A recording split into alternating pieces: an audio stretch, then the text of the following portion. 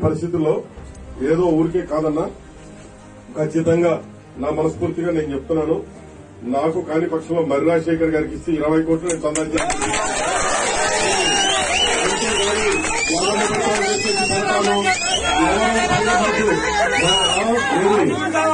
పైన CM office కి పిలిచి ఎవరో ఇద్దరు ముగ్గురు చెబితే వినడానికి అంత భయపడడానికి కాదు. నియోజకవర్గం ఈసారి ప్రతి ఒక్క కార్యకర్తని బాగా చూసుకోవాలి, బాగుండాలి. మన కార్యకర్తలు నాయకులమే తప్ప తెలుగుదేశం అనేది కేసులు పెట్టింది చూపించండి. ఈ 5 సంవత్సరాల్లో ఒక్కరు కూడా నేను ఓపెన్ గా చెప్తున్నా. మరి మా వైస్ చైర్మన్ గారు కొలిచెట్టి శ్రీనివాసరావు అన్న గారు అందరూ 6.5 కోట్ల పైన తీసుకొని 3 కోట్లు ఇచ్చి 2.5 కోట్లు కొట్టి ఈ రోజు పోయి గుంటూరులో కూర్చుంది. కాదని ఆయన ద్వారా అడగండి. నాకు 6.5 కోట్లు ఇవ్వాలి. నేను ఇందాక సజ్జల దగ్గర అడిగితే అమ్మాయి చీత వదిలేయని